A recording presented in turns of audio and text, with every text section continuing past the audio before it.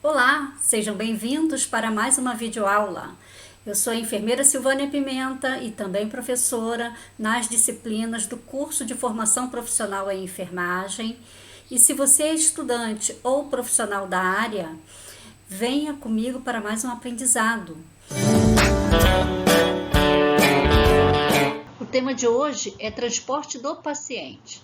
Sabemos que o paciente hospitalizado, muitas vezes, ele é deslocado da sua unidade de internação, do seu leito, para diferentes fins, utilizando diferentes meios de transporte para esse deslocamento, com acompanhamento de profissionais de saúde que deverão saber quais os cuidados a serem adotados neste transporte. E, portanto, é este o tema da aula de hoje. Para começar, eu trago a resolução COFEM de número 588 do ano de 2018. Veja que essa resolução ela é bem atual. Ela trata do transporte do paciente hospitalizado e aborda alguns pontos importantes, os quais eu fiz um recorte, desta resolução, trazendo aqui esses pontos importantes, a começar pelo artigo 3º, que diz que o transporte do paciente hospitalizado faz parte das competências da equipe de enfermagem. O artigo 4º, ele diz que todas as intercorrências e intervenções ocorridas durante o processo de transporte devem ser registradas no prontuário do paciente.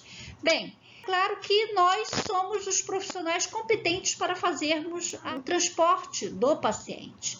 E quando isso acontecer, nós devemos registrar em prontuário toda e qualquer observação, intercorrências e intervenções que nós fizermos durante o transporte do paciente. Trago agora um ponto bem polêmico, que consta no anexo desta resolução COFEM, que é a condução da maca ou da cadeira de rodas. Neste recorte que eu fiz do anexo da resolução, fica bem claro que não compete aos profissionais de enfermagem a condução do meio, que é, no caso, maca ou cadeiras de rodas, em que o paciente está sendo transportado. Então, o que fica claro com esse anexo, com esse recorte explícito do anexo da resolução, de que nós, profissionais de enfermagem, devemos acompanhar o transporte, mas não conduzir o meio de transporte, ou seja, para isso deve haver um profissional habilitado para fazer essa condução do meio de transporte. E aqui eu trago a ilustração, correspondente a um transporte do paciente sendo feito por um maqueiro, que seria a pessoa responsável por conduzir os meios de transporte do paciente dentro do hospital. Dando continuidade ao anexo da resolução COFEM, incumbe ao técnico e ou auxiliar de enfermagem as seguintes condições. Primeiro, prestar assistência de enfermagem durante o transporte do paciente. Quais são as legislações que regem a nossa profissão? É o Código de Ética Profissional e a Lei de Exercício Profissional. Então, nós devemos saber de cor que essas legislações, elas nos amparam e nós devemos seguir rigorosamente o que está previsto.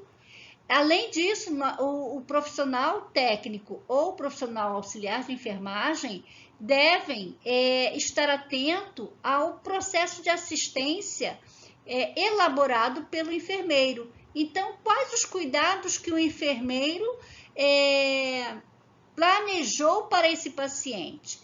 Esses cuidados devem ser seguidos, inclusive, durante o transporte deste paciente. 2. Atuar na prevenção de possíveis instabilidades e complicações no estado geral do paciente. Então, conforme a competência do técnico e auxiliar de enfermagem previsto na legislação, esse profissional deve atuar de forma preventiva diante de possíveis instabilidades e complicações do estado geral do paciente. E terceiro, comunicar ao enfermeiro toda e qualquer intercorrência ou complicação ocorrida durante o transporte, assim como proceder o registro no prontuário. Contudo, é óbvio que o técnico e o auxiliar de enfermagem têm limitações em sua competência. Nem tudo ele poderá fazer diante de uma instabilidade, diante da complicação do estado desse paciente. E, para tal, ele deve sempre recorrer ao enfermeiro, que seria o líder da sua equipe. Então, buscar sempre auxílio e amparo no enfermeiro responsável da unidade de origem do paciente. Transporte intra-hospitalar do paciente. Bem, o que caracteriza um transporte temporário? É aquele que o paciente ele se desloca da sua unidade de internação para, por exemplo, fazer um exame em um outro setor e, posteriormente à realização desse exame, ou de repente de um ato cirúrgico, ele retorna à sua unidade. Então, ele foi transportado temporariamente. Agora, o que seria o definitivo? Seria, por exemplo, uma transferência do paciente, um transporte do paciente de uma unidade de internação para outra unidade de internação. Ele sai da emergência, onde ele deu entrada, e vai para o CTI, por exemplo. Então, neste momento, foi feito um transporte em definitivo, ou seja, este paciente vai ficar internado no CTI, ele não mais retornará para a emergência. Quais são as indicações para o transporte intra-hospitalar? Primeiro, admissão do paciente. É natural que ele, para ser admitido, alguém tenha que deslocar esse paciente até o setor em que será internado. A segunda situação seria a realização de exames, de procedimentos terapêuticos e cirúrgicos. Isso seria o quê? Um deslocamento temporário, um transporte temporário. Transferência entre leitos dentro de um mesmo setor ou entre diferentes setores. Encaminhamentos a atividades de recreação. Muitas vezes o paciente ele quer sair da sua unidade de internação para uma área de lazer, em que ele pode se socializar com outros pacientes. É uma área comum em que se faz algumas atividades lúdicas de entretenimento do paciente. Às vezes é assistir uma televisão, às vezes é participar de alguns jogos, coletivos, enfim. E aí, algum profissional de saúde vai deslocar o paciente para esta área de recreação. Alta hospitalar. O paciente, ao ter alta hospitalar, deve ser conduzido até a portaria por algum profissional de saúde. Haja visto que, enquanto ele estiver dentro do hospital, ele ainda está sob a responsabilidade deste hospital. O óbito é um corpo sem vida, mas é uma forma de transporte do paciente. Então, é um transporte intra-hospitalar, que se faz da unidade de internação do paciente até a capela. Quais são as contraindicações para um transporte intra-hospitalar? É quando o paciente ele possui a incapacidade de manter a sua oxigenação, manter a sua ventilação, a sua performance hemodinâmica durante o transporte ou permanência no local de destino e pelo tempo necessário.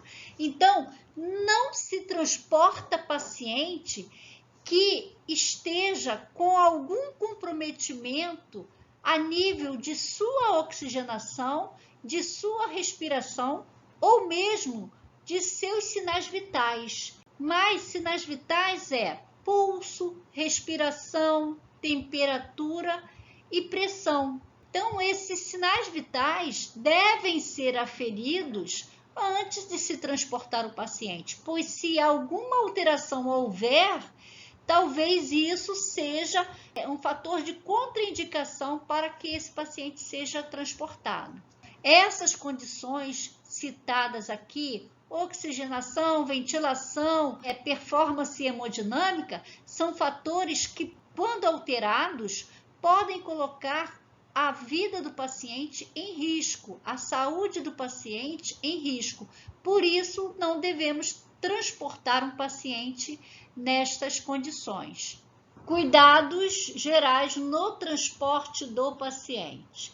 Bem, como profissional que terá a responsabilidade de conduzir, de transportar esse paciente, eu devo prover a segurança, assim como também prover o conforto e bem-estar do paciente. E para tal, eu devo adotar algumas condutas, iniciando com a conduta de travar o meio de transporte, a maca, cadeira de roda, cadeira higiênica, antes de eu transferir o paciente do seu leito para esse dispositivo. O travamento, ele evita que o dispositivo de transporte saia do lugar no momento em que eu vou acomodar o paciente. Segundo, o transporte deve ser feito cuidadosamente, removendo possíveis obstáculos no transcurso.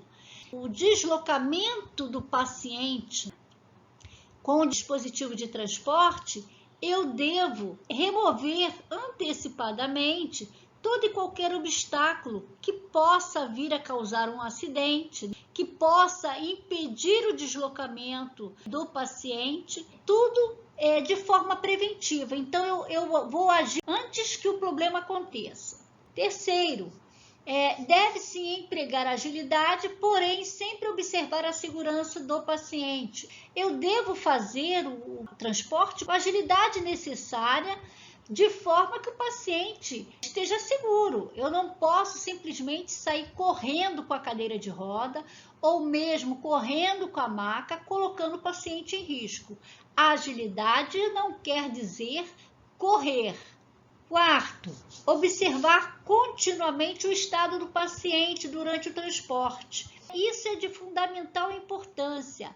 O estado do paciente que é transportado fica sob nossa responsabilidade de observar continuamente o estado deste paciente, não só antes do transporte, como durante e após o transporte. Em qualquer destes momentos, o paciente pode ter algum nível de instabilidade, algum nível de agravamento, e isso deve ser observado e, quando necessário, haver a devida intervenção assistencial para estabilizar o paciente. 5. Conduzir o dispositivo móvel de transporte de forma suave, evitando ruídos e vibrações e solavancos.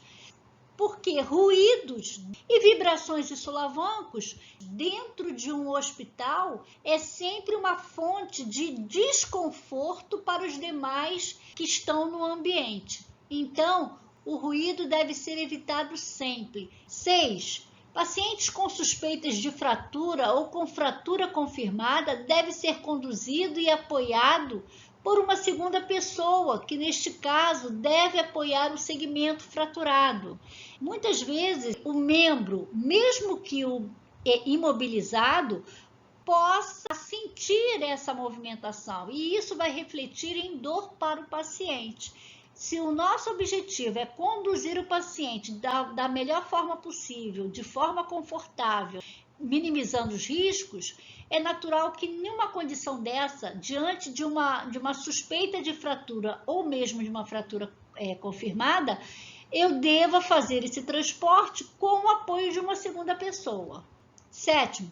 Ao transportar o paciente politraumatizado, o que é o politraumatizado? É o que tem vários traumatismos pelo corpo. Então, ao transportar o paciente politraumatizado ou em estado crítico, os cuidados e a observação devem ser redobrados e, portanto, deve ter acompanhamento de quantos profissionais de saúde forem necessários. Eu trago agora quais são os cuidados a serem adotados no transporte do paciente com maca. Primeiro, eu vou conduzir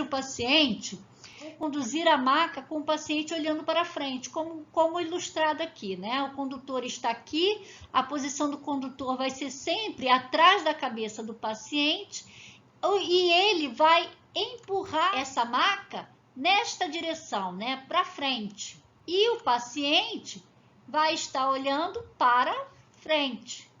O outro ponto a ser observado é que, ao entrar no elevador, o condutor da maca deve observar o nivelamento e o travamento da porta. O chão do elevador deve estar parelhado, nivelado com o chão do andar, aonde o paciente aguarda. Isso para quando entrar com a maca, não haver nenhum tipo de solavanco que traga algum incômodo para o paciente ou possa causar algum tipo de acidente. Assim como também devemos observar o travamento da porta, para não sermos surpreendidos com o fechamento da porta durante a minha entrada ou a minha saída do elevador conduzindo uma maca. O outro ponto a ser observado é que em qualquer ambiente que eu for entrar com esta maca, o que deve entrar primeiro é a cabeceira.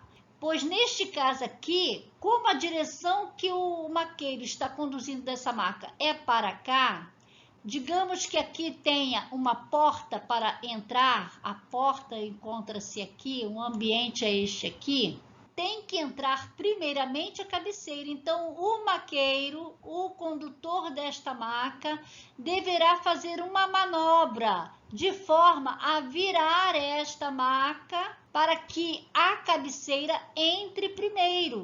Então, este é o raciocínio que devemos ter, a lógica que devemos ter na condução da maca. Mas na hora de entrar em algum ambiente, eu devo atentar para a posição da cabeceira, que deve entrar primeiro. Como condutor da maca, terei que fazer a inversão desta posição. Eu deverei fazer uma manobra de forma a inverter a posição da maca, de forma que ela entre no ambiente com a cabeceira primeiro. Na hora de sair, eu sairei empurrando a maca e o que sairá primeiro do ambiente serão os pés. Bem, agora vamos para a condução, né? Os cuidados que eu devo ter na condução, no transporte com cadeiras de rodas. A considerar primeiramente quando eu vou descer uma rampa. Imagine que a rampa ela é assim, é um declive, eu estou indo sentido para baixo com a cadeira de roda, estou descendo a rampa. A cadeira de roda deve estar nesta posição, a condutora vai puxar, descendo com essa cadeira de rodas de ré. Eu, enquanto condutora desta cadeira de roda, serei um amparo e, ao mesmo tempo, um obstáculo caso a cadeira desça além do que o necessário. E isso vai ser um fator de segurança para este paciente e para a condução da cadeira de roda com o paciente. A subida da rampa vai ser o inverso. Eu vou subir com a cadeira de roda nesta posição também. Porém, a condutora vai empurrar a cadeira nesta direção, subindo. De qualquer forma, a condutora continua sendo um anteparo para a cadeira de roda e também um obstáculo caso essa cadeira de roda desça além do necessário. Então, isso tudo é uma questão de segurança. Por isso, o posicionamento correto, tanto para subir quanto para descer a rampa com uma cadeira de rodas. Dando continuidade, eu devo solicitar auxílio sempre que necessário, tanto para subir quanto para descer a rampa. Se eu ver que eu não vou aguentar com o peso do paciente na hora de subir ou descer a rampa, eu devo solicitar ajuda. Tanto ajuda de alguém de fora como do próprio paciente, pois às vezes o paciente ele pode controlar a roda da cadeira de roda para sustentar o seu peso. Então, existem formas de auxílio, pode ser do próprio paciente quanto de outro profissional. Da mesma forma que a maca, eu devo entrar no elevador puxando a cadeira de ré. Desta forma, ao sair do elevador, a cadeira estará na posição correta, ou seja, a cadeira deve ser sempre conduzida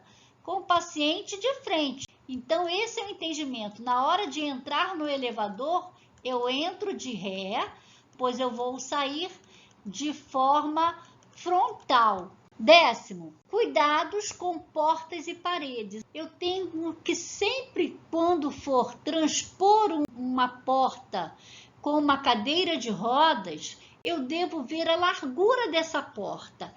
Essa largura da porta é suficiente para eu passar com uma cadeira? Mas eu tenho que ter cuidado também com as paredes, no controle da cadeira, para que eu não fique atingindo de forma desvairada a parede, raspando a parede com a cadeira. Então eu tenho que ter muito cuidado nessa condução. Agora, número 11, transportar paciente sempre coberto com lençol e cobertor, se necessário. Independente de eu estar transportando o paciente por cadeira de rodas ou maca, eu devo prover a privacidade do paciente, protegê-lo, cobri-lo sempre, para não expor o paciente desnecessariamente. 12º, o profissional que conduzirá o paciente deverá paramentar-se com o EPI conforme indicação, pois as condições do paciente é que serão determinantes na escolha do EPI que eu irei utilizar. Segurança no transporte do paciente. Segundo o Instituto Brasileiro de Segurança do Paciente, o transporte de pacientes dentro do hospital pode ser uma fonte de importantes eventos adversos, principalmente para pacientes críticos. Nesses casos, não importa se a transferência é temporária ou de longo prazo. Há riscos de traumas, complicações hemodinâmicas e de vias aéreas e outras alterações fisiológicas causadas por falhas de monitoramento, de equipamento e de comunicação entre setores. Por isso, os benefícios da movimentação do paciente devem ser maiores do que o potencial de danos. Na verdade, o que acontece? Esse instituto, ele considera que deve ser avaliado muito bem o transporte de um paciente crítico, o transporte de um paciente que tem instabilidade do seu quadro e, portanto, tem possibilidades de apresentar agravamentos do seu quadro diante de um evento adverso. O que é um evento adverso? Um evento adverso são incidentes ou mesmo acidentes que podem acontecer no percurso do transporte do paciente. E o que propõe esse Instituto de Segurança? Que antes do paciente ser transportado, deve ser avaliado quanto aos benefícios e aos riscos que esse transporte pode trazer ao paciente. Então, isso deve ser colocado em uma balança. O transporte será realizado se os benefícios que o paciente terá são maiores que os riscos que ele vai correr. Quando alguém é atropelado na rua e uma ambulância se dirige ao local para fazer o atendimento desses pacientes, e chegando ao local, os profissionais detectam que o paciente está com uma hemorragia, está com uma fratura exposta e tem grandes riscos de piorar esse quadro dentro da ambulância, ele não faz o transporte enquanto não estabilizar todas as fraturas, enquanto não conter, pois o risco do transporte é maior com o paciente nessas condições. Então, transportando isso para dentro do hospital é a mesma coisa. Então, não se deve fazer o transporte do paciente onde se avalie que venha a sofrer danos, riscos desnecessários. Os benefícios desse transporte é menor do que os riscos que esse paciente vai correr. Devemos sempre avaliar quais são os riscos e quais são os benefícios do transporte, principalmente quando se trata de transporte de pacientes críticos. Segundo, o Instituto Brasileiro de Segurança do Paciente, existem formas de avaliar e classificar esses riscos no transporte do paciente crítico. O transporte de baixo risco é considerado para pacientes estáveis. Aqueles pacientes não apresentaram alterações críticas nas últimas 48 horas e que não sejam dependentes de oxigênio, não fazem uso de nenhum suporte ventilatório. Nesta condição de transporte de baixo risco, o técnico e o auxiliar podem fazer esse tipo de transporte. Agora, o transporte de médio risco, qual é a característica desse paciente? São pacientes estáveis, sem alterações críticas nas últimas 24 horas, porém necessitam de monitoração hemodinâmica, que é o quê? Monitoração dos sinais vitais, ou mesmo necessitam de oxigenoterapia, que é o quê? É o suporte de oxigênio para a sua respiração. Pacientes nessas condições já é considerado um paciente para transporte de médio risco. Então, neste caso aí, quem pode fazer esse tipo de transporte? É o técnico de enfermagem, o auxiliar de enfermagem, o enfermeiro ou médico. Então, o técnico e o auxiliar de enfermagem podem fazer transporte de médio risco, porém, sempre acompanhado ou de um enfermeiro ou de um médico, nunca sozinho. E por último, transporte de alto risco. São os pacientes em uso de droga vasoativa e ou estão em assistência ventilatória mecânica, ou seja, são pacientes que dependem de uma máquina para fazer uma ventilação artificial, fazer uma ventilação mecânica. É um paciente que não respira por si só. Ele precisa de uma máquina para fazer as funções pulmonares funcionarem. Neste tipo de transporte, pode fazer o técnico ou o auxiliar de enfermagem, acompanhado de um enfermeiro, um médico e um fisioterapeuta. Então, o Instituto Brasileiro de Segurança do Paciente recomenda que esse tipo de transporte tenha todos esses profissionais: técnico ou um auxiliar de enfermagem, o enfermeiro, o médico e o fisioterapeuta. Então, geralmente, o transporte de alto risco é o transporte feito de pacientes que estão geralmente em uma unidade intensiva, de tratamento intensivo, no CTI. Por isso, a equipe deve estar mais completa. Quais são os meios para transporte do paciente? Nós temos os meios convencionais, usuais, que são aqueles meios que todos nós conhecemos, que a maca e a cadeira de rodas. Esses dois meios de transporte são amplamente utilizados para deslocamento dos pacientes dentro do ambiente hospitalar. Nós ainda temos os meios não convencionais, que são utilizados eventualmente em condições, em situações específicas.